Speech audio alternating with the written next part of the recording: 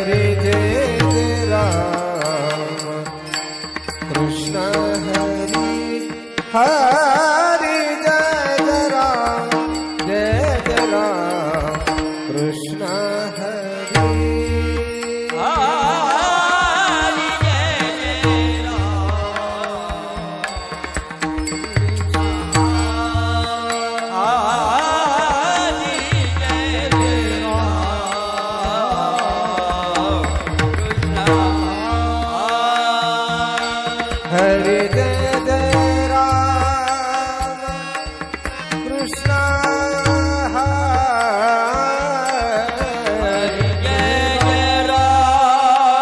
राम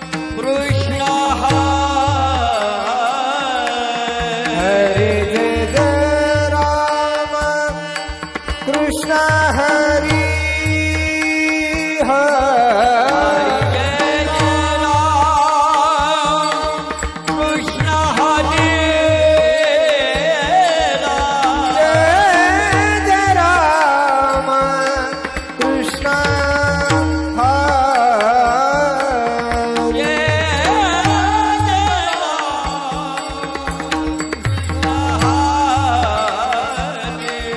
हरे जय जय राम कृष्ण हरे जय जय राम कृष्ण हरि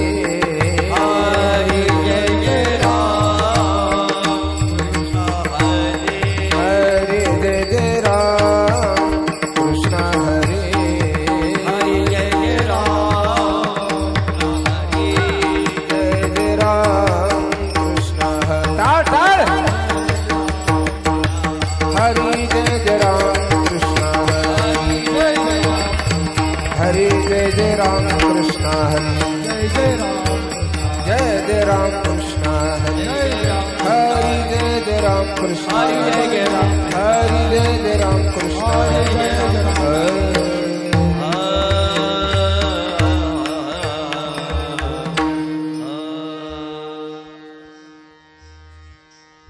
सुंदर ध्यान उभे विठेवर सुंदर ध्यान उभे विठेवर सुंदर ध्यान उभे विठेवर सुंदर ध्यान उभे विठेवर कर कठवारी ठेवोनिया कर कठवारी ठेवोनिया तुलसी हार गळा पासे तुलसी हार गळा पासे पीतांबर कटवारी ठेवोनिया कर कटवारी ठेवोनिया तुलसी हार गळा पासे पीतांबर तुलसी हार गळा पासे पीतांबर मकर कुंडल तळपाती श्रावणी कंठी कौतुभामणी विराजित तुळसी हार गळा पासे पीतांबर तुळसी हार गळा पासे पीतांबर आवडे निरंतर हे जिजान आवडे निरंतर हे जिजान तुझे हार गळा पासे पीतांबर हार गळा पासे पीतांबर तुका म्हणे माझे तुका म्हणे माझे ती सर्व सुख तुका म्हणे माझे मने माझे मने माझे हे सर्व सुख मने माझे पाहिना त्रिमुख आवडीन आवडीन तुळसी हार गळा तुळसी हार गळा पास पीतांबर तुळसी हार गळा हर गळा तुझी हर गळा हर गळा हर गळा काचे पीतांबर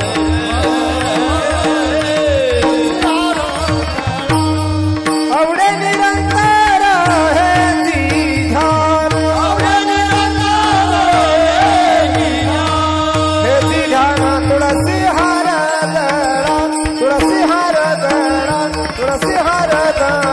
असे पीतांबर तुळसी हार गळा तुळसी हार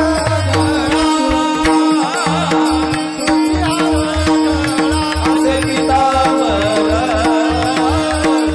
तुळसी हार विठोबार कुमार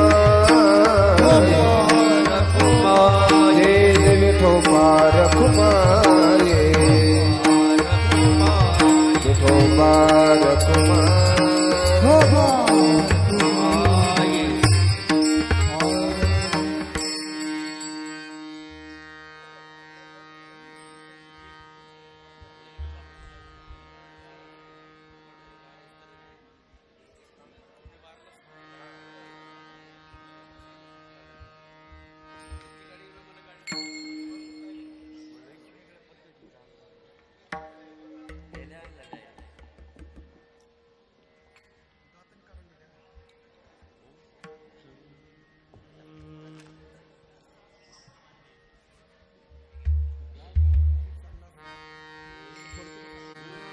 हरि जय जय राम कृष्ण हरि जय राम कृष्ण हरि जय जय राम कृष्ण हरि जय राम कृष्ण जय जय राम कृष्ण जय राम कृष्ण जय जय राम कृष्ण जय राम कृष्ण जय जय राम कृष्ण जय जय राम कृष्ण जय जय राम कृष्ण जय राम कृष्ण जय जय राम कृष्ण हरि हरि हरि हरे जय राम कृष्ण हरे जय जय राम कृष्ण हरे जय जय राम कृष्ण हरे जय जय राम हेलो थोड़ा मन कर रूप पाहता लोचनी सुख झाले लो जाजनी तोहा विठ्ठल तोहा माधव तोहा माधव बरवा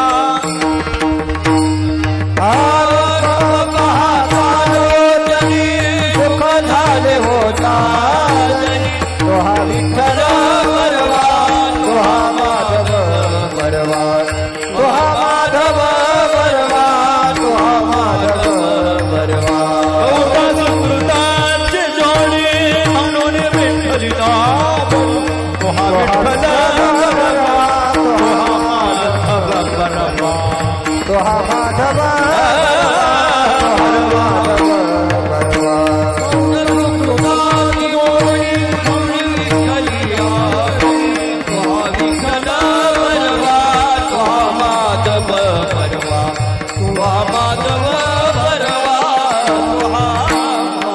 सर्व सुखाचे आगर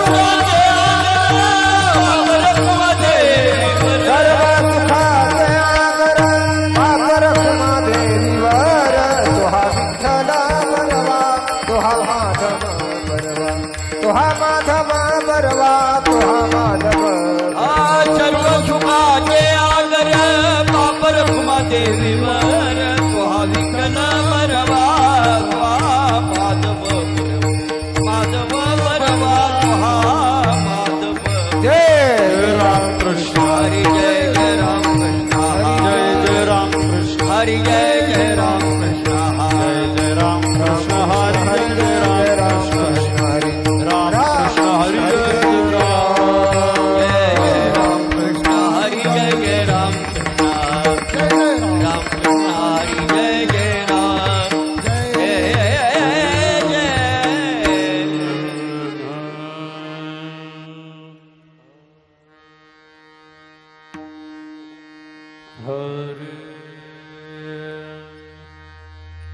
ये साथे आलिया बोळगा शारंग धरू ये साथी आलिया मुलगा चारंग धरू ये साथे आलिया बोळगा शारंग धरू ये साथी आलिया मुलगा चारंग नाही तरी संसारू जाईल रया नाही तरी संसार जाईल रया नाही नाही संसार जाईल रया कवनाचे माय बाप कवनाचे गणगोळ कवनाचे माय बाप कवनाचे गणगोळ मृग चढवता जाईल रया मृग चढवता जाईल रया मृग चढवता जाईल रया विषयाचे समसुख वेगडाची बाहुली विषयाचे समसुख वेगळाची बाहुली विषयाचे समसुख वेगडाची बाहुली विषयाचे समसुख वेगळाची बाहुली आग्राची सावली जाईल रया आग्राची सावली जाईल रया आग्राची सावली जाईल रया कवनाचे माय बाप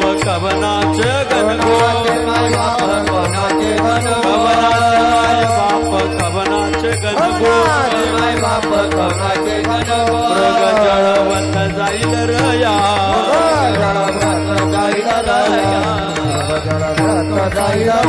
ज्ञानदेव म्हणे पाहता पाहिले देव म्हणे पाहता पाहिले ज्ञानदेव म्हणे पाहता पाहिले देव म्हणे पाहता पाहिले स्वप्नेचे चैले जाईल रया जाईल रया जाईल रया कवनाचे माय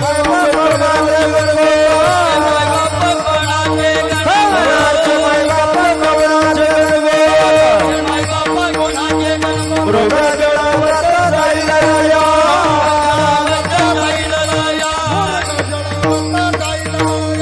विठोबार कुमारी जय विठोबार कुमारी जय विठोबार कुमारी विठोबार विठोबार कुमारी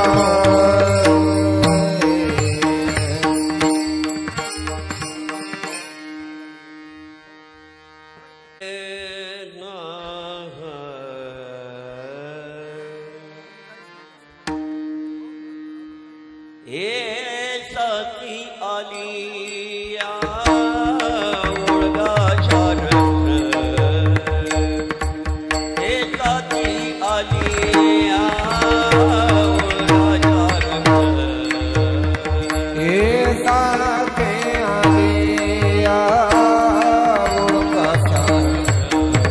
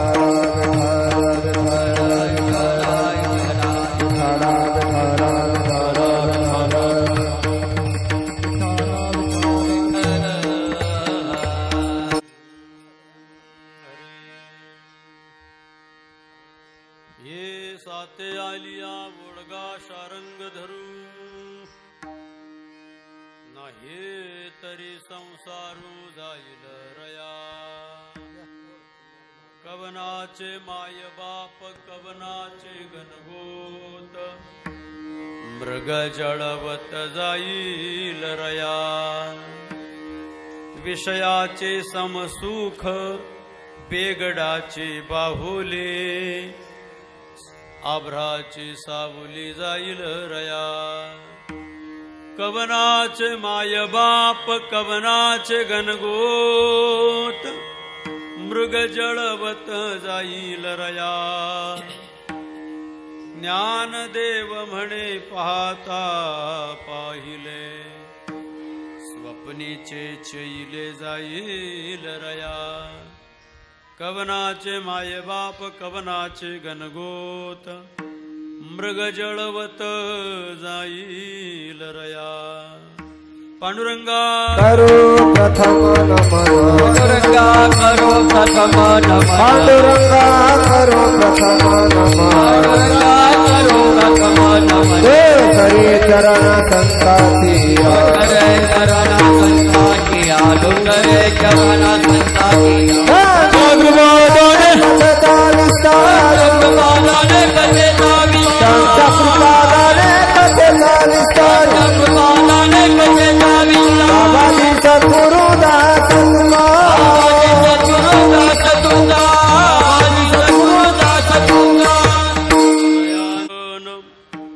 होय सकळ विद्यांचे अधिकरण तेचे वंदो श्री चरण श्री गुरूंचे ते नमस्कारो नियाता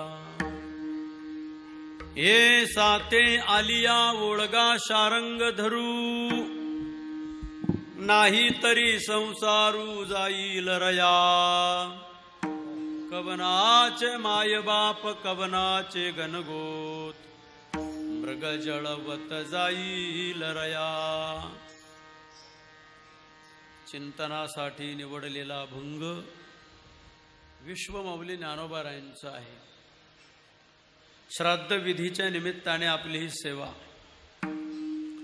श्री क्षेत्र सुंदरपूर येथील हा परिवार कैलासवासी सुमनबाई सखाराम चिखले या मातोश्रींच्या प्रथम श्राद्धानिमित्ताने आपण इथे एकत्र आलेलो आहोत. 3 मुली, 1 मुलगा, सून, नातवंड, नाती, भाची असा परिवार या आजींच्या पाठीमागे आहे. श्री शामराव सखाराम चिखले यांच्या मातोश्री श्रीमती जिजाबाई श्रीहरी मुजगडे, सौ विमलबाई तुकाराम जारकड, सौ अलका नवनाथ आगलावी अशा 3 कन्या या मातोश्रींना आहेत. श्रीमती राजूबाई तुकाराम रहाटक भाची, सौ मनीषा शामराव चिखले सून, सौ आरती सचिन राहिंज नात, शुभम शामराव चिखले नातू. असा चिखले परिवार. आई आणि वडील दोघांचं पुण्यस्मरण आहे. मला वाटतं वैकुंठवासी हरिभक्तीपरायण हरिनाना कराड यांच्या श्राद्धाच्या दिवशीच या कार्यक्रमाचं निमंत्रण यांनी मला दिलं. आमचे सोमवंशी बाबा पेटी वाजवणारे आणि वाघ साहेब आपले कातरगावकर वाघ महाराज यांनी या कार्यक्रमाचं निमंत्रण दिलं. कीर्तनाकरता आमचे गुरुबंधू हरिभक्तीपरायण उत्तम महाराज, गुरुबंधू हरिभक्तीपरायण आपले के महाराज, गुरुबंधू हरिभक्तीपरायण आमचे प्रदीप महाराज, गावातील भजनी मंडळ, परिसरातील भजनी मंडळ, विनेकरी बाबा बरं का, हरिनानांच्या बरोबर कायम राहायचे बाबा, चोपदार, सिस्टीमवाले भाऊ आणि जे आपलं कीर्तन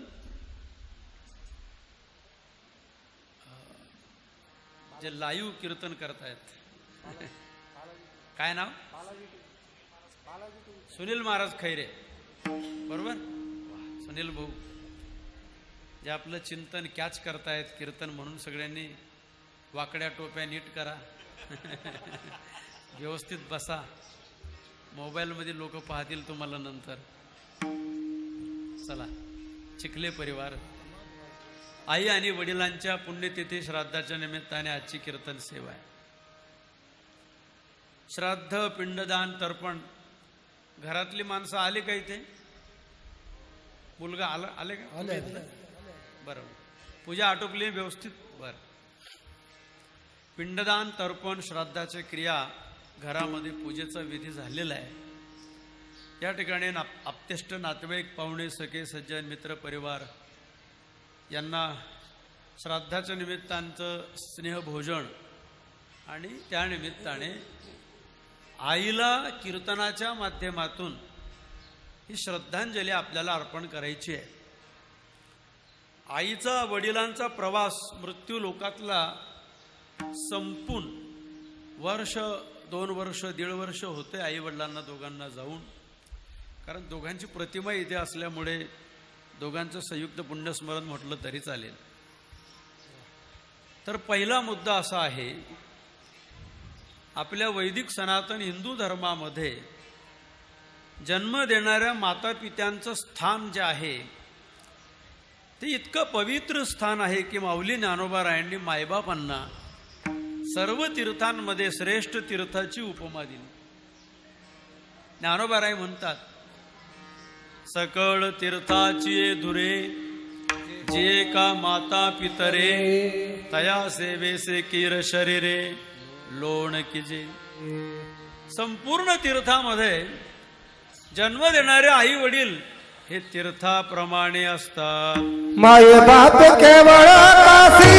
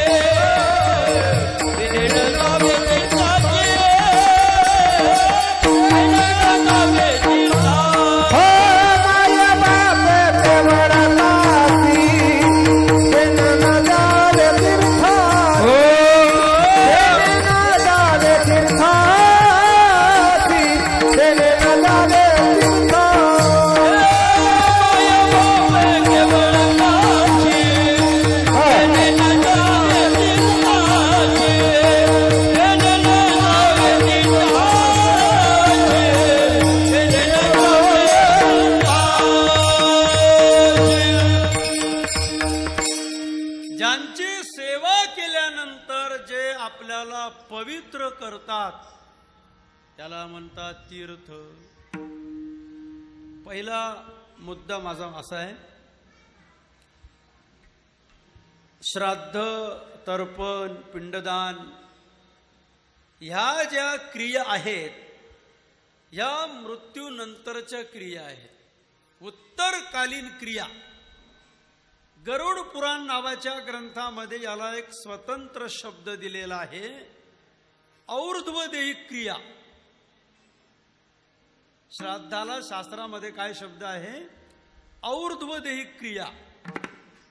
म्हणजे देह पातानंतर त्या जीवात्म्याच्या सद्गती करता, उत्तम गती करता, उत्तम लोकाची त्याला प्राप्ती व्हावी याच्या करता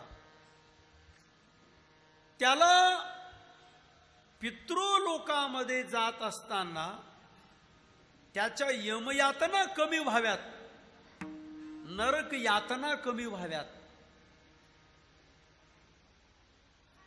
तहान भुकेची व्यवस्था व्हावी.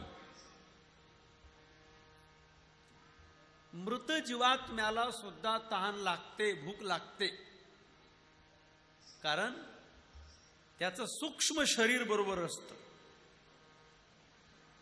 स्थूल देहाची राख होते स्मशानामध्ये प्राण गेल्यानंतर.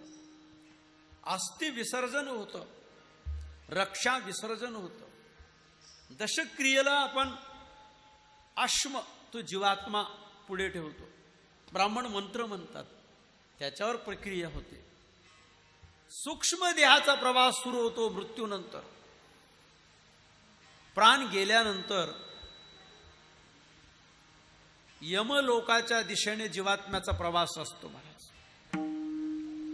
गरुड पुराण नावाचा ग्रंथ याच्यामध्ये हा विषय येऊन गेलेला आहे. 86,303 योजन अंतर आहे मृत्यूलोकापासून यमलोकाचं. मृत जीवात्म्याला 247 योजन अंतर चालावं लागतं दररोज. किती? 247 योजन अंतर मृत जीवात्म्याला पितृलोकाच्या दिशेने चालावं लागतं. 12 किलोमीटर म्हणजे 1 योजन अंतर. यमाचे दूत त्या मृत जीवात्म्याला घेऊन जातात.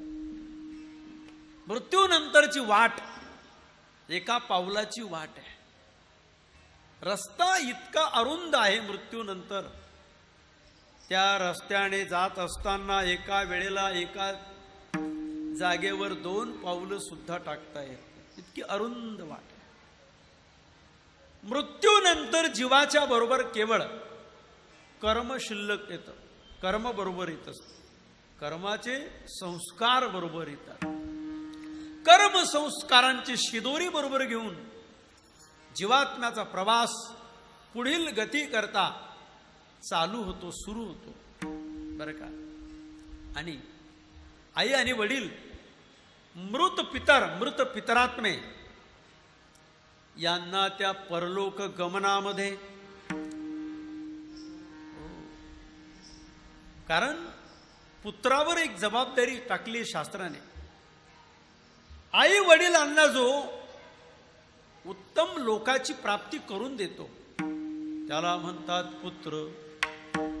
पितरांना किंवा मृत माता पित्यांना जो पुण्य कर्माच्या द्वारा, दान धर्माच्या द्वारा, सत्कर्माच्या द्वारा, श्राद्ध पिंडदान तर्पणाच्या द्वारा जो पू नावाच्या नरकातून पित्याला आईला तारतो त्याला म्हणतात पुत्र. पू नामनो नरकात तारयति यस्मात इति पुत्र. हा पुत्र शब्दाची व्याख्या अशी आहे, माता पित्यांना जो पूर्वजांना उद्धार करतो, पूर्वजांना तारतो, जो पूर्वजा ते उद्धरी, माता पित्यांची सेवा करी. बघा भागवतातल्या ओव्या किती गोड आहेत या बाबतीमध्ये. जो नरकापासून तारी, जो पूर्वजा ते उद्धरी, माता पित्यांची सेवा करी. अव्यभिचार हरिरूपे. भागवतातली ओवी आहे. जो मुलगा मायबापांना तारतो, जो नरकापासोनी तारी, नरकातून तारणारा मुलगा आपल्या पोटी जन्माला आला पाहिजे. आपल्या कुळातल्या पूर्वजांना अशी अपेक्षा असते की माझ्या कुळामध्ये, आमच्या कुळामध्ये असा सुपुत्र जन्माला आला पाहिजे की त्याने आमच्या सर्व पूर्वजांचा उद्धार केला पाहिजे. पुत्रा ते इच्छी कुळ. कुळ म्हणजे कुळातले पूर्वज येणाऱ्या संततीकडून अपेक्षा ठेवून असतात. आमच्या वंशामध्ये, आमच्या कुळामध्ये, आमच्या घराण्यामध्ये सद्गुणी संतती जन्माला आली पाहिजे. कन्या पुत्र होती ते सात्विक, तयाचा हरिक देवा, तयाचा हरिक वाटे देवा. कन्या पुत्र होती ते सात्विक, तयाचा हरिक वाटे देवा, तयाचा हरिक वाटे देवा. कन्यापुत्र होते जे सात्विक, तयाचा हरिक वाटे देवा, तयाचा हरिक. जमलं का? सात्विक मुलाला आईने जन्माला घालावं महाराज. जननी जने तो भक्त जने या शूर, नहीं तो वांज भली क्यों गमाए अपना नूर. आपलं सौंदर्य का नाश करावं त्या माऊलीने? अपत्य जन्माला घातलं की सौंदर्य कमी होतं बरं का. नूर म्हणजे सौंदर्य. कशा करता? फक्त जने या शूर. कुपुत्रांना जन्म देऊ नये, सुपुत्राला जन्माला घालावं महाराज. पूर्वजांचं पतन करणारे पुत्र नकोत संसार आपल्या पोटी. तुकोबाराय म्हणतात अशी मुलं समाजात जन्माला येतात. ऐसे कुडी पुत्र होती, बुडविती पूर्वजा. पूर्वजांना खाली माना घालायला लावणारे पोरं नकोय. ऐसे कुडी पुत्र होते, अशी मुलं सुद्धा जन्माला येतात कुळामध्ये ही बुडविती पूर्वजा. तुकोबाराय म्हणतात एखादा मुलगा आपल्या वंशामध्ये असा जन्माला घालावा माता पित्यांनी की त्याच्या योगाने संपूर्ण कुळातल्या पूर्वजांना आनंद वाटला पाहिजे. स्वर्गामध्ये गेलेले पूर्वज हे श्राद्ध तर्पण पिंडदानाची वाट बघत असतात. पाहता ती वाट स्वर्गीचे पूर्वज, पाहता ती वाट स्वर्गीचे पूर्वज. वंशी वंशी काय काय भावीची व्हावा ऐसा एक पुत्र. असा मुलगा आमच्या घराण्यामध्ये जन्माला आला पाहिजे की त्याचा हेवा देवाला महाराजांनी उत्तम भावाने प्रमाण दिलं. समाजामध्ये जे सात्विक मुली आणि मुलं जन्माला येतात, भगवान परमात्म्याला सुद्धा त्या सत्वगुणी मुलांचा हेवा आणि आदर वाटतो महाराज. तयाचा हरिक वाटे देवा. बर का, प्रत्येक आई वडील मुलांना जेव्हा जन्माला घालतात तेव्हा त्यांची अपेक्षा एकच असते, यांनी आमचा सांभाळ करावा, आमचं नाव रोशन करावं, आमचा उद्धार करावा, घराण्यामध्ये घराण्याचं नाव वाढवावं. वाढवी महत्व वडिलांचे. माझ्या पोटी कुपुत्र जन्माला आला पाहिजे अशी इच्छा जगात कुठल्याच आईची नसते, कुठल्याच आईची नसते बर का. पण जन्माला येतात अशी काही मुलं आहेत समाजामध्ये उपजला काळ कुळा लाविला विटाळ. म्हणून पुत्र धर्म काय आहे? ज्या माता पित्यांनी मला जन्माला घातलं ते मायबाप नाहीत. आईला लक्ष्मी समजणारा मुलगा, आई म्हणजे लक्ष्मी. माता प्रत्यक्ष लक्ष्मी जाण, पिता स्वयमेव नारायण, पिता स्वयमेव नारायण. पिता म्हणजे लक्ष्मी आणि आई म्हणजे, पिता म्हणजे नारायण आहे आणि आई म्हणजे लक्ष्मी. अशी भावना ज्या मुलाची असते त्याला सत्वगुणी किंवा पवित्र मुलगा असं म्हटलेलं आहे.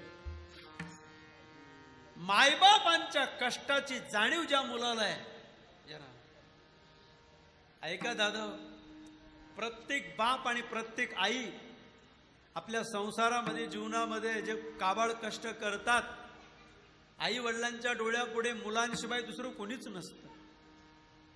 महाराज म्हणतात बाप आणि आई जे कष्ट उपसतात, ताण भूक सहन करतात, कपडे फाटलेले वापरतात, मोल मजुरी कष्ट करतात, केवळ एक मुलांचं भवितव्य आई वडिलांच्या नजरेपुढे असतं. बाप करी जोडी लेकराचे होडी, बाप करी जोडी लेकराचे होडी, बाप करी जोडी लेकराचे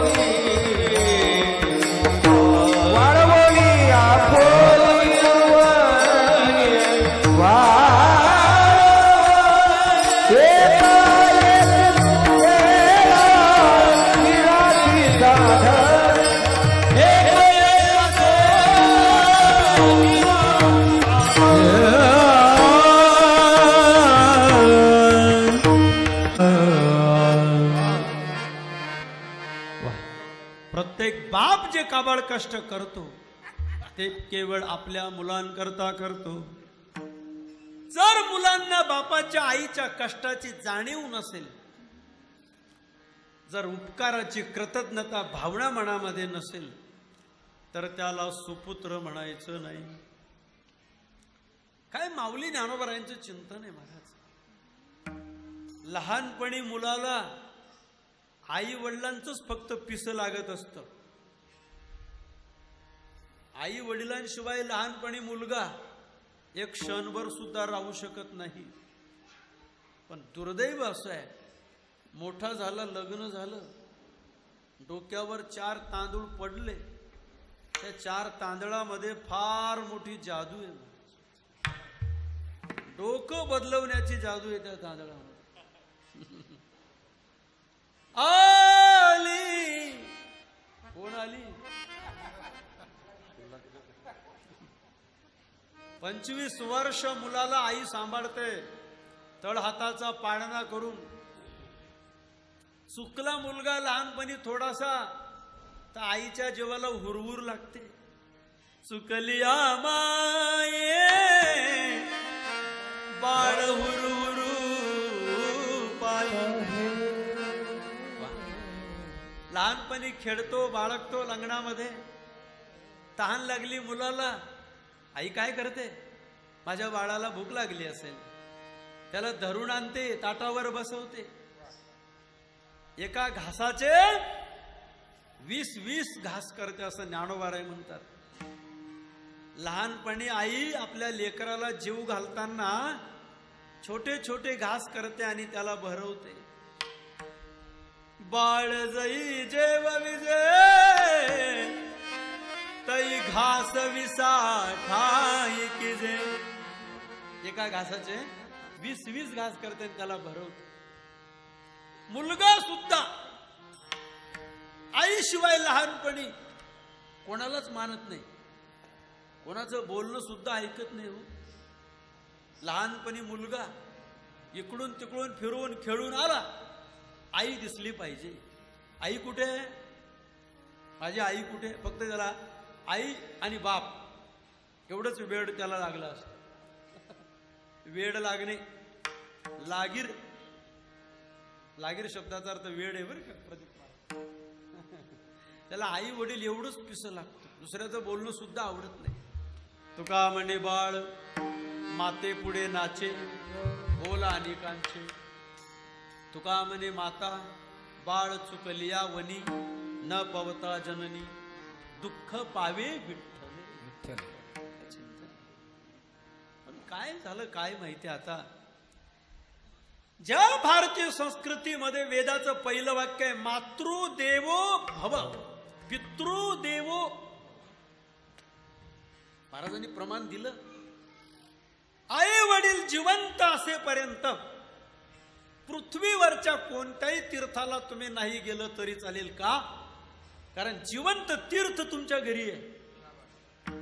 आई वडील म्हणजे जिवंत तीर्थ आहे.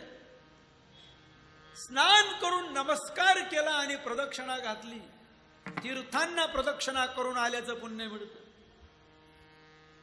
गणपती बाप्पाचं उदाहरण प्रसिद्ध आहे पुराणातलं. आई वडिलांना प्रदक्षिणा केली, संपूर्ण पृथ्वीला प्रदक्षिणा करून आल्याचं पुण्य मिळतं.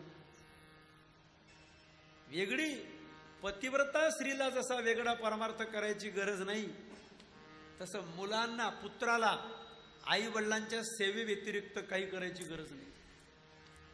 विठ्ठल आणि रुक्मिणी, लक्ष्मी आणि नारायण, त्याने आपल्या आई वडिलांना समजलं पाहिजे.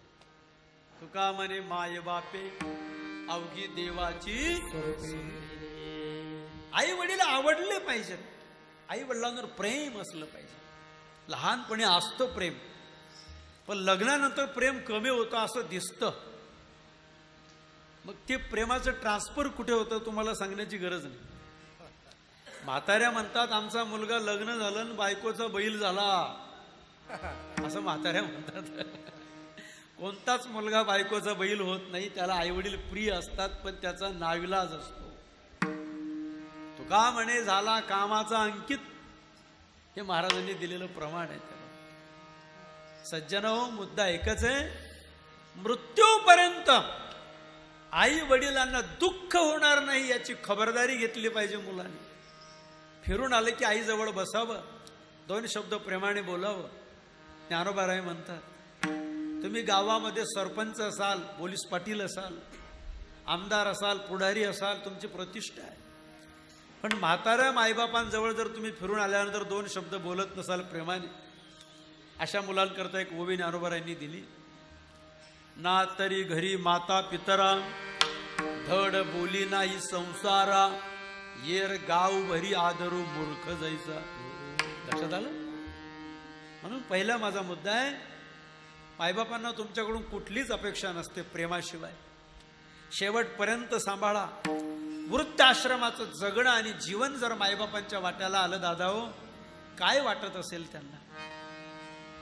9 महिने 9 दिवस ती आई आपल्याला वागवते. माऊली ज्ञानोबाराय म्हणतात, जगात तुमच्यावर खरं प्रेम करणारं तुमच्या आईशिवाय दुसरं पात्र नाही. लेकुराचे हित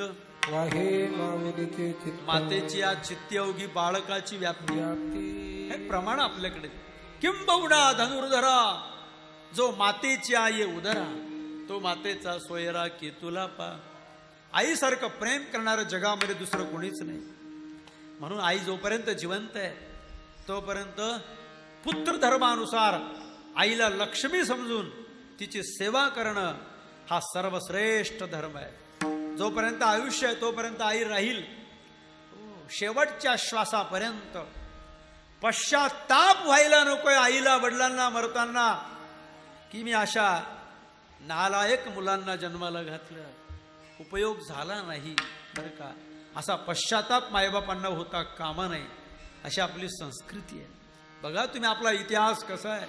पुरू नावाचा राजा बघा, भीष्माचार्यासारखा पुत्र बघा, राजा रामासारखा पुत्र बघा. इतिहासाने आपल्याला असे आदर्श पुत्र दिलेले आहेत. लक्षात. म्हणून जोपर्यंत आई वडील जिवंत आहेत तोपर्यंत त्यांना दुखवू नका, वेदना देऊ नका. तुम्ही सेवा करा. एकदा प्राण गेल्यानंतर विषय संपून जातो महाराज. आई वडील फक्त फोटोच्या रूपाने आपल्या जवळ असतात, प्रतिमेच्या रूपाने असतात, आणि त्यांचा आशीर्वाद जीवनामध्ये फार महत्वाचा असतो. एखाद्या वेळेला देवाचा आशीर्वाद नाही मिळाला तर चालेल, पण आई वडिलांचा आशीर्वाद पाहिजे. त्यांची सेवा केली, देवाकडे जाण्याची गरज नाही, देव आपल्या घरी येतो. पुंडलिके काय केले, पुंडलिके काय केले, परब्रह्मा उभे ठेले,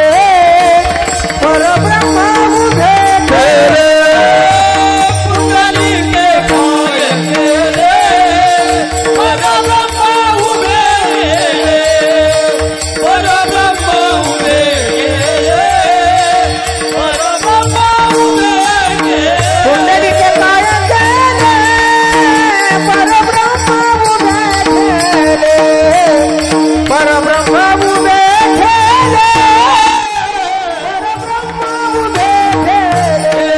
पुंडलिके काय केले, परब्रह्मा उभे केले, परब्रह्मा उभे केले, परब्रह्मा उभे केले.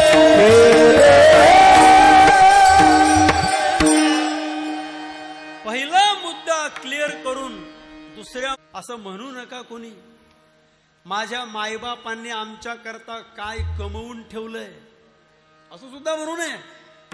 त्यांनी जन्माला घातलं हे पुरे झालं, उत्तम संस्कार दिले हे पुरे झालं. आणि एक सांगतो, मायबापांनी सुद्धा मुलांना उत्तमच संस्कार दिले पाहिजे. काही काही मायबाप समाजात असे आहेत, तुकोबराय म्हणतात, चोऱ्या करणारे मुलं काही बापांना आवडतात, काही मायबापांना आवडतात. पुत्र झाला चोर, माय बापा हर्ष थोर. डोंगरे महाराजांचं एक वाक्य सांगतो भागवतातलं, मुलांना योग्य वेळेमध्ये योग्य संस्कार न देणारे मायबाप हे मुलांचे शत्रू समजले पाहिजेत. वाक्य लक्षात आलं का तुमच्या? सुखा करता तुम्ही पुत्राची अपेक्षा करतात, केवल पुत्र होने से सुख नहीं होता, सत्पुत्र होने से सुख होता है. योग्य वेळेला योग्य संस्कार मुलांना दिले, त्यांना घडवलं पाहिजे लहानपणापासून, आणि त्यांनी जिवंतपणे तर सेवा केली पाहिजे. पण आपल्या मृत्यूनंतर सुद्धा त्यांनी आपल्याला तर्पण केलं पाहिजे, पिंडदान दिलं पाहिजे. देवाचे, संतांचे, देवाचे, ऋषींचे आणि पितरांचे 3 जणांचे उपकार आहेत आपल्यावर. जन्मतः जीव तिघांचा ऋणी असतो, देवऋण, पितृऋण आणि ऋषी ऋण. ऋषी मुनींचं, साधुसंतांचं ऋण आहे आपल्यावर. त्यांनी दाखवलेल्या मार्गाने चालणं हे त्यांच्या उपकारातून उत्तीर्ण होण्यासारखं आहे. तयांची आचरता पाहुली, मार्ग दावून गेले आधी, दयाने सेनेची पंथे चालू जाता. आपल्या पितरांच्या ऋणातून मुक्त होण्याकरता वेळोवेळी श्राद्ध, तर्पण, पिंडदान करावं. सूर्याला अर्घ्य द्यावं. तीर्थामध्ये गेल्यानंतर वडील, आजोबा, पंजोबा, पिता, पिता, प्रपिता, पंजोबा तिघांच्या नावाचा उच्चार करून, कुलगोत्राचा उच्चार करून सूर्याला अर्घ्य द्यावं. तीर्थक्षेत्रामध्ये गेल्यानंतर कुलदैवत, कुलदेवी, कुलगोत्र आणि पूर्वज यांच्या नावाचं स्मरण करून तर्पण करावं, पिंडदान करावं. पिंड शब्द भगवंताच्या वराह अवतारापासून निर्माण झालेला आहे. हिरण्याक्ष नावाचा दैत्य पृथ्वीला खांद्यावर घेऊन पाताळात घेऊन गेला होता. 29% पाणी आहे आणि 29% जमीन आहे आणि 71% पाणी आहे पृथ्वीवर. असं मातीचं ढेकूळ आहे महाराज पृथ्वी. हिरण्यक्ष नावाचा दैत्य ती पृथ्वी खांद्यावर घेतली आणि पाताळात घेऊन गेला. तिला वर आणण्याकरता भगवान विष्णू वराह अवतार धारण केला. कारण मातीला सुगंध असतो आणि मातीचा सुगंध डुकराला कळतो, म्हणून देवाने सुकर म्हणजे वराह अवतार धारण केला. ब्रह्मदेवाच्या नाकातून पिलू बाहेर पडलं होतं डुकराचं. एका क्षणामध्ये देवाने अवाढव्य अवतार धारण केला. ब्रह्मदेवाने स्वयंभू मनू आणि शत्रुपा हे पहिलं जोडपं निर्माण केलं पृथ्वीवरचं. या पृथ्वीवरची पहिली स्त्री कोणती आहे? शत्रुपा. आणि पहिला पुरुष स्वयंभू मनू. यांना सांगितलं मैथुनी प्रजा निर्माण करा. राजा म्हणाला, देवा मुलं निर्माण केल्यानंतर राहतील कुठे, जागा कुठे? कारण हिरण्याक्ष नावाच्या दैत्याने पृथ्वी पाताळात नेलेली आहे. पाण्याच्या खाली पाताळ आहे बरं का, लक्षात ठेवा. पृथ्वीच्या अवतीभोवती पण पाणी आहे आणि खाली सुद्धा पाणीच आहे. तुम्ही म्हणाल मातीचं ढेकूळ जर पाण्यात टाकलं ते विरघळतं, मग ही पृथ्वी विरघळत का नाही? याचं उत्तर भगवंताने 15व्या अध्यायामध्ये दिलं. गामा आविष्यच्च भूतानि धारयाम्य हमौजसा. मी पृथ्वीच्या खाली आहे आणि पृथ्वीचं रक्षण करतोय, म्हणून मातीचं ढेकूळ पाण्यामध्ये विरघळत नाही. मिरिगाल वासे भूतळी, मिरिगाल वासे भूतळी, म्हणजे या पाण्याच्या खाली मी आहे म्हणून ही मातीचं ढेकूळ विरघळत नाही. आणि भगवान परमात्म्याने या पृथ्वीला दुपारच्या 12 वाजता वर आणलं होतं. दुपारी 12 वाजता वेद कर्म मार्गानुसार आन्निक कर्म करण्याची वेळ असते. आन्निक त्याला काय म्हणतात? या श्राद्ध तर्पण पिंडदानादिकांना कोणतं कर्म म्हणतात? अजून याला आन्निक कर्म असा शब्द आहे. दुपारी 12 वाजता भगवान विष्णूने 3 पिंड पाडले वराह अवतारामध्ये, दक्षिण दिशेला ठेवले. ऐका, भगवंताच्या उष्ण श्वासापासून तीळ जन्माला आलेली. लक्षात आलं तुमच्या? काळी तीळ आहे ना, तिळेचे 2 प्रकार असतात, एक पांढरी तीळ आणि दुसरी काळी तीळ. श्राद्ध कर्मामध्ये काळी तिळेचं महत्व जास्त सांगितलंय. पिंडावर प्रोक्षण करावं लागतं तिळेचं. प्रोक्षण, प्रोक्षण म्हणजे काय? शिंपडणे, प्रक्षालन म्हणतो आपण. भगवान पांडुरंगाला पौर्णिमा झाली, आषाढी एकादशी झाली, पौर्णिमा झाली की प्रतिपदेला किंवा पौर्णिमेला भगवंताच्या चरणाचं प्रक्षालन असतं. लिंबू आणि उठण्याच्या द्वारा देवाला स्नान घालतात. प्रोक्षालन, प्रोक्षण शब्दाचा अर्थ आहे हातामध्ये वस्तू घेऊन शिंपडणे, त्याला प्रोक्षण म्हणतात. भगवान विष्णूने दुपारी 12 वाजता, ऐकताय तुम्ही, याचा अर्थ असा आहे की पितरांना जे पिंड अर्पण करायचंय त्याची वेळ दुपारची मध्यान्नाची सांगितली. सूर्य मध्यान्नाला आला पाहिजे. दक्षिण दिशेला 3 पिंड पाडले पाहिजे. 3 पिंड का? जी व्यक्ती मृत आहे त्याच्या नावाचा एक, त्याच्या वडिलांच्या नावाचा एक आणि त्यांच्या वडिलांचा. श्राद्ध कर्मामध्ये कमीत कमी 3 जणांची नावं माहिती पाहिजेत. कुळ गोत्र माहिती पाहिजे. श्राद्ध कर्मामध्ये गोत्र म्हणजे काय? गोत्र शब्दाचा अर्थ काय होतो? गोत्रज, ज म्हणजे जन्म. ज्यांच्या पासून आपल्या कुळाची उत्पत्ती झाली त्यांना आपलं गोत्र म्हणतात. गोत्राचे 2 प्रकार आहेत, प्रवर गोत्र, प्रवर, आणि अजून एक शांडिल्य नावाचे ऋषी. अवर आणि प्रवर 2 गोत्र आहेत. अवर गोत्र आणि प्रवर गोत्र. धर्मसिंधू नावाच्या ग्रंथामध्ये आणि गरुड पुराणामध्ये हा विषय आलेला आहे. जर आपलं गोत्र आपल्याला माहिती नसेल तर संपूर्ण सृष्टी पहिल्यांदा कश्यपाने निर्माण केली, म्हणून काश्यप नावाच्या ऋषींना कॉमन गोत्र म्हणतात. तसं आपल्या भाटांकडून आपल्या पूर्वजांची वंशावळ वाचणारे जे असतात त्या भाटांकडून आपण आपलं गोत्र माहिती करून घेतलं पाहिजे. पण माहीत नसेल तर कश्यप नावाच्या गोत्राचा उच्चार करावा. म्हणजे वराह अवतारापासून पिंडाला, पिंड हा शब्द म्हणण्याचा प्रघात चालू झाला. विठ्ठला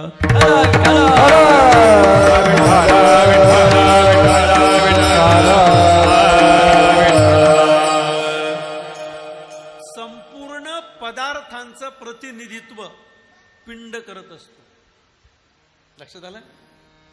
ते बघा, तुम्हाला मी सोपं सांगतो. आपल्याकडे त्याला आगारी म्हणतात आपण, आगारी, बरोबर आहे? श्राद्धाच्या दिवशी काही पदार्थ तयार केले जातात, गोडधोड केलं जातं. मग प्रत्येक पदार्थातला थोडा थोडा भाग आपण त्या आघाडीमध्ये टाकतो का नाही? आगरी प्रज्वलित करतो. तो आगणी आपले पितर जिथे असतील तिथपर्यंत ते घेऊन जातो अशी आपली धारणा आहे. पितृदेवतेचं नाव काय? अर्यमा. पितरांच्या देवतेचं नाव काय आहे? अर्यमा. बरं का? पितृनाम अर्यमा चास्मी. त्या अर्यमा देवतेच्या अधिपत्याखाली श्राद्धविधी पार पडत असतो. श्राद्धाच्या दिवशी पितर ज्यांचं श्राद्ध असतं त्या तिथीला ते वरून बघत असतात, आज माझं श्राद्ध आहे, माझी मुलं काय करतायत. घरामध्ये जर त्यांना श्राद्धविधी संपन्न होत असलेला दिसला, आनंद होतो महाराज. आणि जी मुलं पितरांच्या तिथीला श्राद्ध तर्पण करत नाही, उलट त्या दिवशी जर त्यांनी मांस आणि मदिरा भक्षण केली तर आपल्या पितरांना संताप येतो. कट कट करीती पितर, कट कट करीती पितर, वंशी दुराचार पुत्र झाला, वंशी दुराचार पुत्र झाला.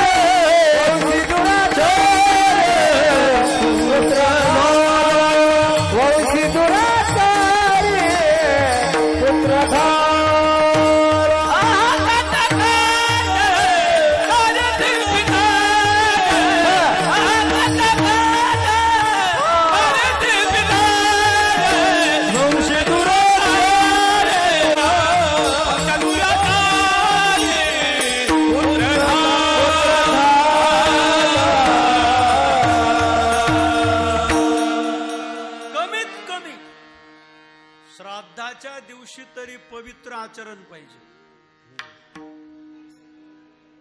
कमीत कमी श्राद्धाच्या दिवशी तरी घरातलं वातावरण पवित्र पाहिजे. असं शास्त्र आहे. पितरांना तर्पण केल्याशिवाय आपण पितृऋणातून मुक्त होत नाही. महाराज म्हणतात, मी सुद्धा माझ्या पितरांचं तर्पण केलं, गयेला जाऊन माझे झाले कयावर पितरांचे ऋण. म्हणून आयुष्यामध्ये एकदा प्रत्येकाने गयेला जावं आणि तिथे जाऊन तर्पण करावं. महाराज, गया दोन प्रकारच्या आहेत, मातृगया आणि कपिल भगवान परमात्म्याने आपल्या आईचं तर्पण जिथे केलं तिला मातृगया म्हणतात. रामेश्वरला तर्पण केलं रामचंद्र प्रभूंनी राजा दशरथाचं. पांडवांनी तर्पण केलं, स्वर्गामध्ये पंडू राजा अडकून पडला होता. पितरांच्या ऋणातून मुक्त होण्याकरता श्राद्ध तर्पण पिंडदानाचा विधी शास्त्रोक्त पद्धतीने केला पाहिजे. त्यांना आनंद होतो. आणि देवाचा आपल्यावर ऋण आहे, मग भगवंताच्या ऋणातून मुक्त होण्याकरता देवाने नरदेह ज्याच्या करता दिला ते केलं पाहिजे. भगवान परमात्म्याने नरदेह कशा करता दिला? भजना करता, नामस्मरण करण्याकरता, त्याला ओळखण्याकरता. म्हणून ज्ञानोबाराय म्हणतात, या मृत्यू लोकामध्ये तुम्ही शेवटच्या वेळेला जन्माला आलेला आहात, एकच करा, देवाला ओळखा. जर तुम्ही भगवंताला ओळखलं नाही तर तुमचा जन्म वाया जाईल. शेवटची पाळी एक मनुष्य, शेवटची पाळी एक मनुष्य, शेवटाची पाळी एक मनुष्य, शेवटाची पाळी एक मनुष्य.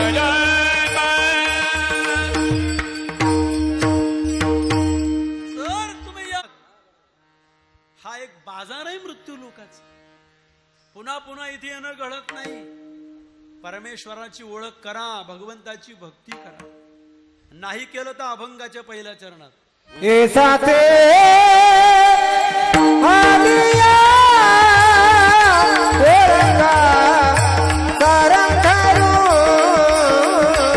ऐसा ते आलिया ओळखा तरंगरू ऐसा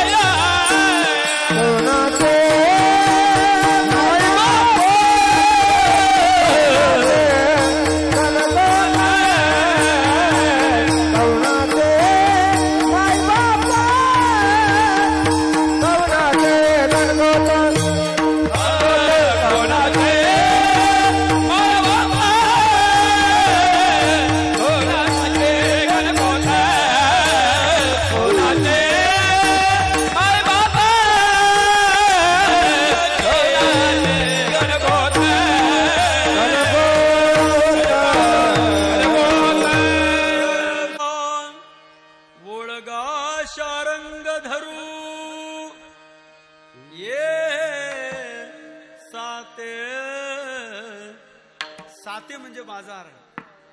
सात शब्दाचा अर्थ आहे बाजार. ए साते या, ये म्हणजे या बाजारात आपण आलेलो आहोत. बाजार हाट म्हटलं याला. मृत्यू लोकाचा बाजार आहे महाराज. बाजार म्हटलं की दोन लोक असतात बाजारात. बाजारात दोनच जण असतात, एक घेणारा आणि एक देणारा. बाजार म्हटलं की व्यापार असतो, आणि व्यापार म्हटलं की तोट्याचा पाहिजे का नफ्याचा पाहिजे. जो व्यापार केल्यानंतर मुद्दल सुद्धा शिल्लक राहत नसेल असा व्यापार तोट्याचा आहे. मुद्दलात पडे तोटा ऐसा खोटा उद्दिम. उद्दिम म्हणजे उद्दिम म्हणजे बघा हे शब्द पहिलेच तयार आहेत संत साहित्यामध्ये. व्यापार करण्याला उद्दिम सर्टिफिकेट लागतं, माहिती आहे का तुम्हाला. कर्ज काढायचं असेल बँकेकडून तर ते म्हणतात उद्दिम सर्टिफिकेट आणा. म्हणजे उदिम हा शब्द 450 वर्षापूर्वी गाथ्यात आहे. मुद्दलामध्ये जर तोटा पडत असेल, मुद्दल कमी होत असेल, मुद्दल काय आत्म नावाचं स्वरूप जे आहे ते मुद्दल आहे आपलं. आपल्याला जर आपली ओळख नसेल तर आपला व्यापार तोट्यातला आहे. व्यापार असा करा फायदा झाला पाहिजे. तो का म्हणे ही तर होय तो करा. भगवान परमात्म्याला ज्यांनी ज्यांनी ओळखलं त्यांचा त्यांचा जन्माचा व्यापार सफर झाला. ओळखीला हरी साठविला पोटी. त्यांची सरली ये रधार त्यांची सरली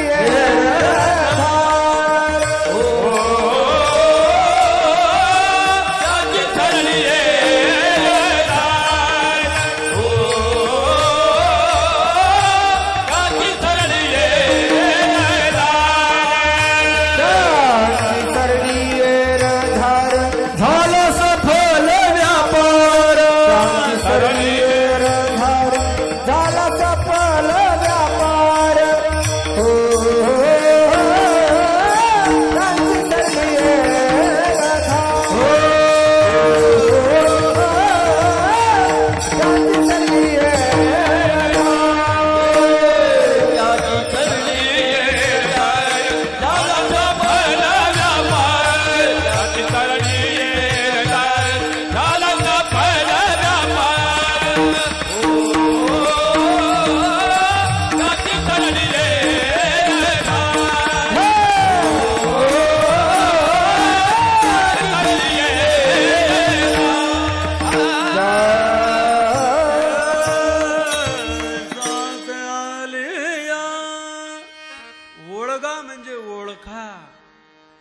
परमेश्वराला ओळखणं म्हणजे काय?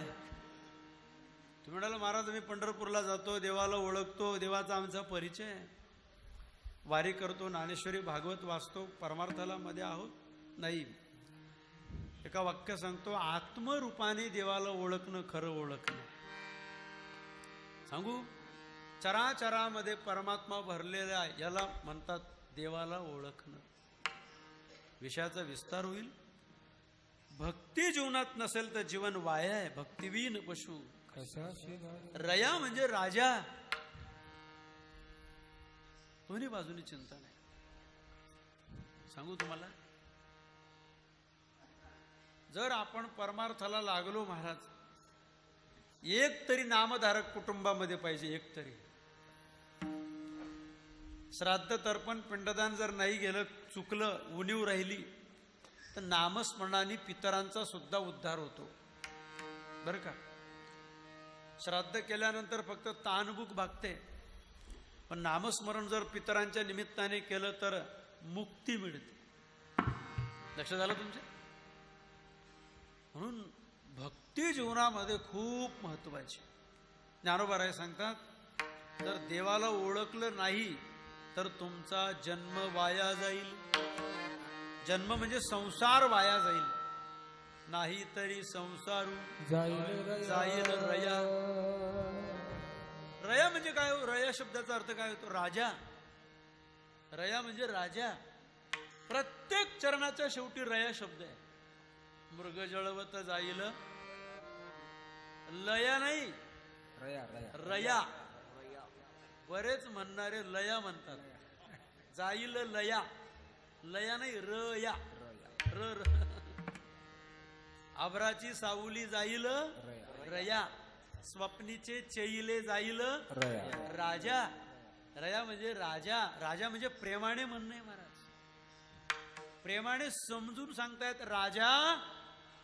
पोट तिडकीने सांगतायत, कळवळ्याने सांगतायत, सहृदयतेने सांगतायत की मनुष्य जन्म पुन्हा पुन्हा मिळत नाही. सांगितलं शेवटची पाळी अनमोल आहे, एकदाच मिळतो, पुन्हा पुन्हा मिळत नाही. मागुता येईल फेरा, येतो न गळे. मनुष्य देह प्राप्त होणं म्हणजे धन लाभ प्राप्त होणे. मनुष्य देह ऐसी महालाभाची उत्तम राशी असं म्हटलं, जेने सर्व सुखासी पात्र होईल. एक एक कोटीमध्ये, एक एक योनीमध्ये कोटी कोटी फेरे चुकवून मनुष्य देह प्राप्त होतो.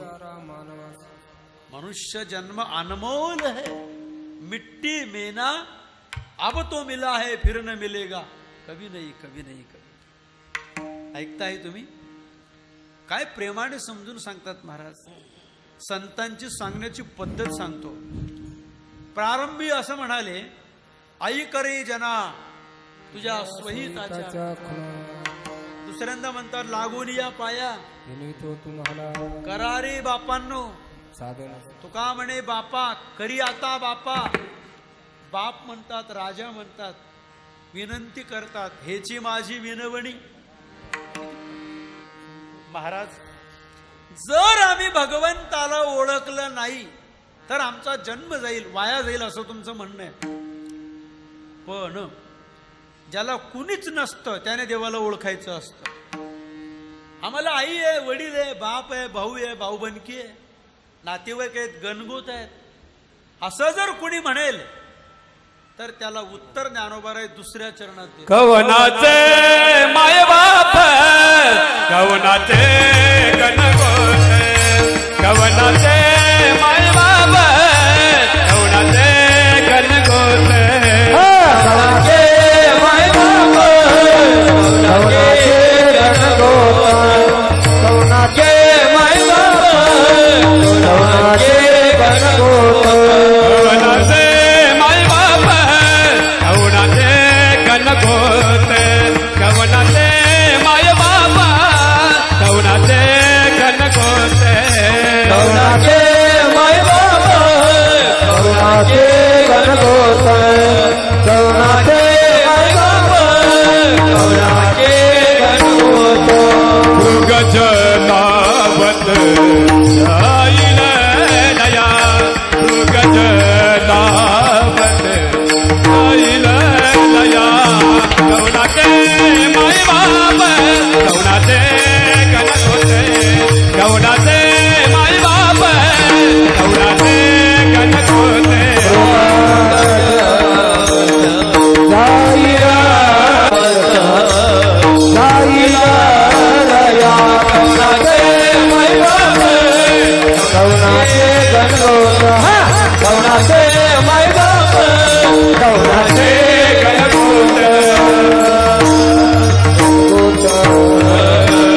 कवनाचे मायबाप कवनाचे गणगोत मृग जळवत जाईल रया.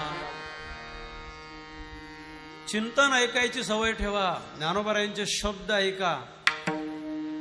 जे ज्ञानोबाराय असं म्हणतात, मायबाप सर्व तीर्थांपेक्षा श्रेष्ठ आहेत, लक्ष्मी नारायण स्वरूप आहेत, त्यांची सेवा केली पाहिजे.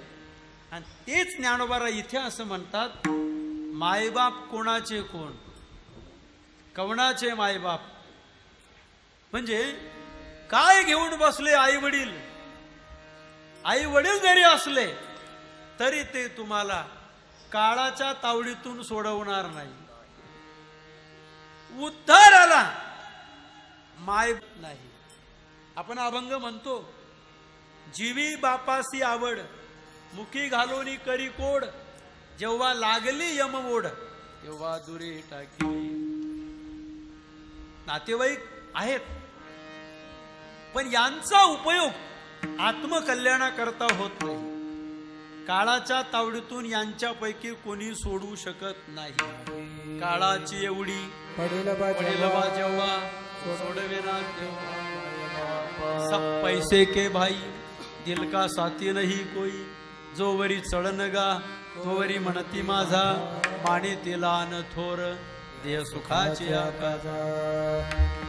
जो बाप म्हातारपणापर्यंत कष्ट करतो मुलांकरता, तो जर घरामध्ये म्हातारा असेल, ज्ञानोबाराय म्हणतात त्याला बागुल बुवाची उपमा दिली. पोरं जर रडायला लागलं ना, सुनबाई म्हणते रडू नको, बघ तो कोपऱ्यात बागुल बुवा बसलाय. हा बागुल बुवा कोण असतो? हा आयुष्यभर मुलांकरता याची टोपी त्याच्या डोक्यावर, त्याची टोपी याच्या डोक्यावर करतो, लबाडी कबाडी करून प्रॉपर्टी जमा करतो. म्हातारपणी तो काय होतो? म्हणजे मुलांकरता कमवू नये असा त्याचा अर्थ नाही. पण म्हातारपणची बिकट अवस्था आहे महाराज. काळाच्या तावडीतून आपल्याला सोडवणार दुसरं कोणी नाही. हो, भरपूर प्रमाण देता येतील. यांचं जे प्रेम आहे ते मृगजळासारखं आहे. मृगजळ दिसतं का भासतं? बोला बरं. मृगजळाच्या पाण्यावर कोणी कांदे लावले का? ऊस लावला, मका लावला कोणी मृगजळाचं पाणी? मृगजळ जसं हरणाला खरं वाटतं, पाणी पिण्याकरता पडत जातो, पण तिथे गेल्यानंतर काहीच नसतं. तसं नातेवाईक, गणगोत, मित्र यांचं प्रेम फक्त स्वार्थापुरतं आहे. लक्षात ठेवा, ते आपल्याला उपयोगी पडणारे नाहीत. मृगजळवत जाईल रया. महाराज, नातेवाईक सोडून द्या, पण आमचं शरीर, इंद्रिय, मन सदृढ आहे. तरुण आहोत आम्ही, आम्हाला विषय भोगू द्या. ज्ञानोबाराय म्हणतात, विषय जरूर सेवन करा, पण त्यांच्यामध्ये सुद्धा अडकू नका. का? विषयांच्या द्वारा मिळणारं सुख हे आभराच्या सावलीसारखं आहे. अभंगाच्या तिसऱ्याच्या, विषयाचे समसुख बेगडाची बाहुली,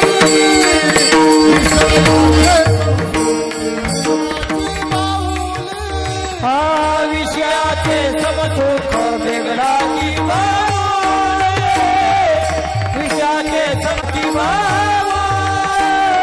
विषयाचे समसुख बेगडाची बाहुली, विषयाचे समसुख बेगडाची बाहुली, बेगडाची बाहुली, विषयाचे समसुख बेगडाची बाहुली, विषयाचे समसुख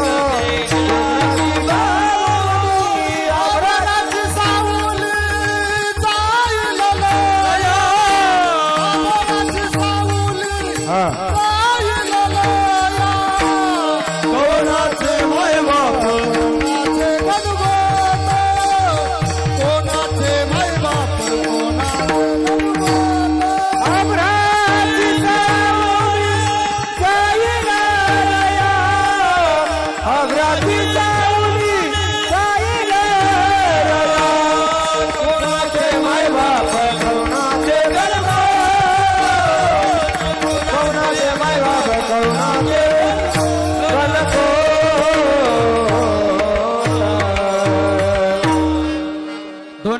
रखुमाये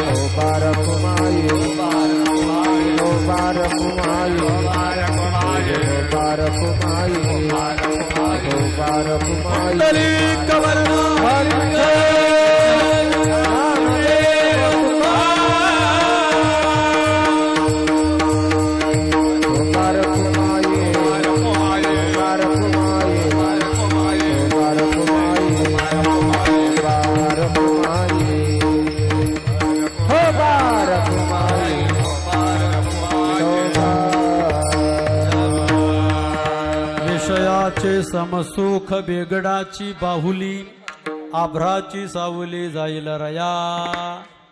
5 प्रकारचे विषय जीवाला अडकवतात दादा. एकेका विषयाच्या नादी लागून एकेका प्राण्याचा प्राण गेलाय. कुरंग मातंग पतंग मीणा. कुरंग म्हणजे हरिण, शब्द विषयाला बळी पडतं प्राण देतं. हत्ती विषय स्पर्श विषयाला बळी पडतो. माणूस संपूर्ण विषयांच्या अधीन होतो आणि आयुष्याची चरवणी करतो. विषयांच्या संगे आयुष्याचा नाश पडेले ओस स्वैताचे. सांगण्याचा मुद्दा असा आहे, वीज चमकल्यानंतर प्रकाश पडतो किती वेळ, त्या प्रकाशात आपले व्यवहार चालतात का? आभराच्या सावलीने जर आपलं ऊन वाऱ्यापासून संरक्षण केलं, 3-3 मजली घरं बांधायची गरज काय होती हो? एका सापाने फणा उंच केला आणि त्या फण्याच्या सावलीमध्ये उंदीर येऊन उभा राहिला. सांगा मला, सापाच्या फण्याची सावली उंदराला किती वेळ शांतता देईल? तसं विषयाच्या द्वारा मिळणारं सुख फार क्षणिक आहे, पण अज्ञानामुळे जीव त्याच्यामध्ये अडकतो. ज्ञानोबाराय म्हणतात, अंतर्मुख व्हा, जागे व्हा. तुम्ही अविद्यारूपी जागेमध्ये झोपलेले आहात म्हणून तुम्हाला घर दार प्रॉपर्टी आई वडील सर्व सत्य वाटतं, पण हे सगळं स्वप्न आहे. आणि स्वप्नामध्ये पाहिलेलं जाग झाल्यानंतर काहीच राहत नाही. अभंगाच्या शेवट ज्ञानदेव भाने पाहता पाहिले,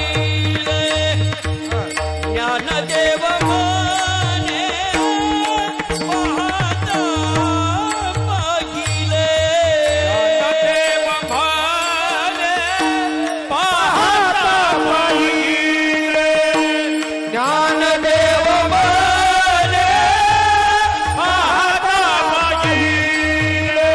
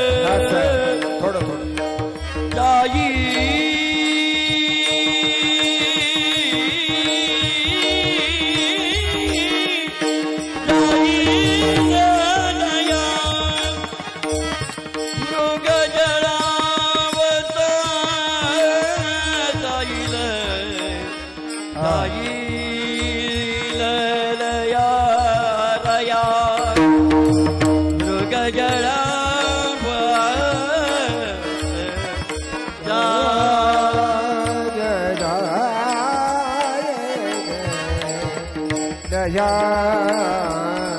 मृग जड़ प्रथम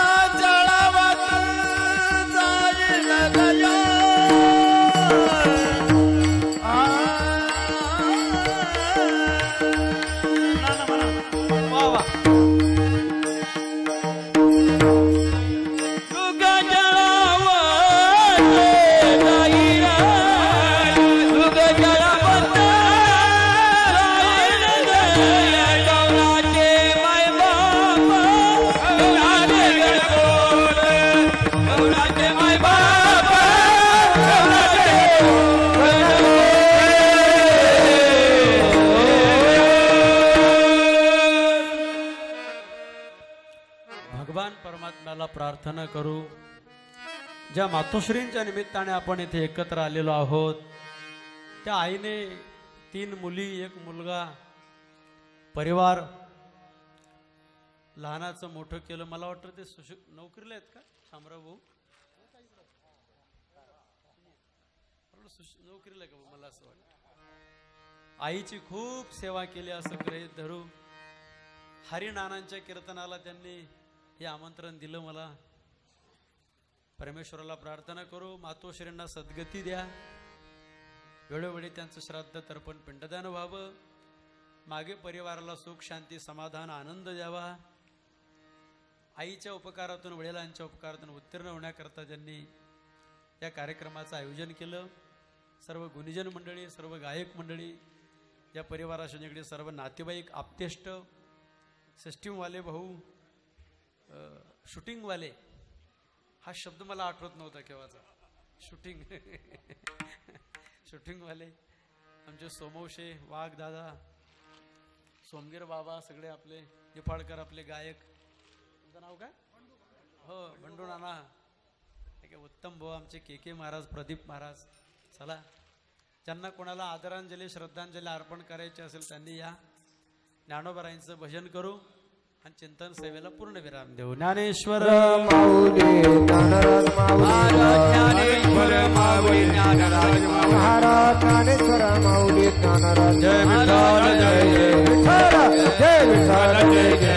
हा बोली रे पुरे देवा पुरे उत्तर करा क्षमा करा महाराज. हा नाही विचारिला कारणे आपुला क्षमा करा महाराज. तुका म्हणे ज्ञानेश्वर राखा पायापैकी करा.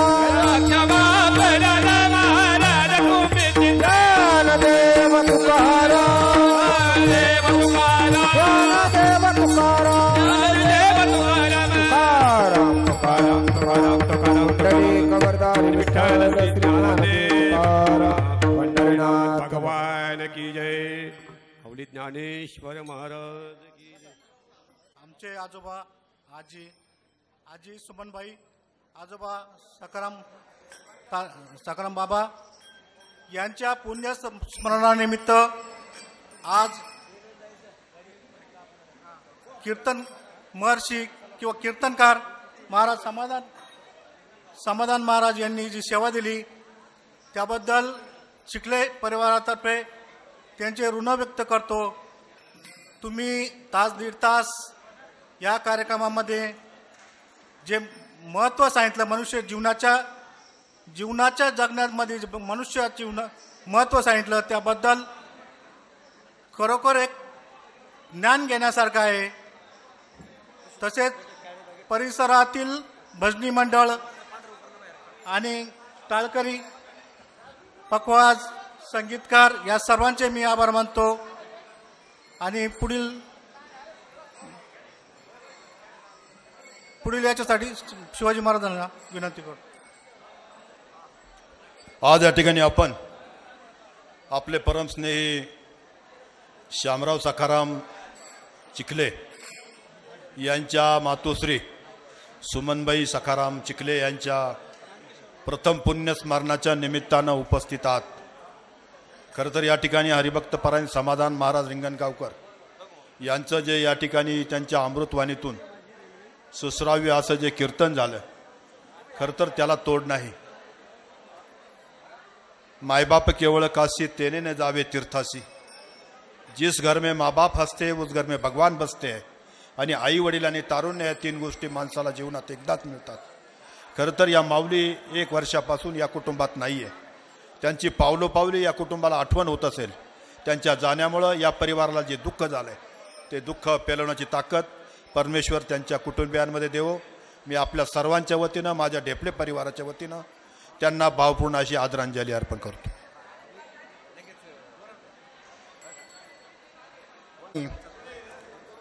गंगा भागीरथी सुमनबाई चिखले यांच्या प्रथम पुण्यस्मरणानिमित्त येथे हा कीर्तन सोहळा आयोजित केलेला होता. अतिशय सुश्राव्य आणि चांगल्या भाषेत त्यापेक्षा बाबांनी इथे शब्दरूपी अमृतांचा पाऊस पाडला. त्यांचे मी शतशः आभार मानतो. या कार्यक्रमातून एकच सांगावं असं वाटतं की श्यामराव हे अतिशय चांगले कर्तृत्वान असे सुपुत्र त्यांच्या पोटी जन्माला आले. कसं आहे, आईवडिलांची सेवा केली पाहिजे. त्यांनी असं एकदम चांगलं कीर्तन ठेवून त्यांनी इथे साजरं केलं. यातच खूप मोठेपणा आहे असं मी सर्वांना आवर्जून सांगतो. श्यामरावच्या बाबतीत सांगायचं ठरलं तर अतिशय खूप कष्ट आणि शून्यातून हे विश्व निर्माण केलेलं आहे असे श्यामराव आमचे मित्र, आमचे सहकारी. तर या कार्यक्रमानिमित्त यांना मी भावपूर्ण अशी आदरांजली व्यक्त करतो आणि थांबतो. जय श्रीराम.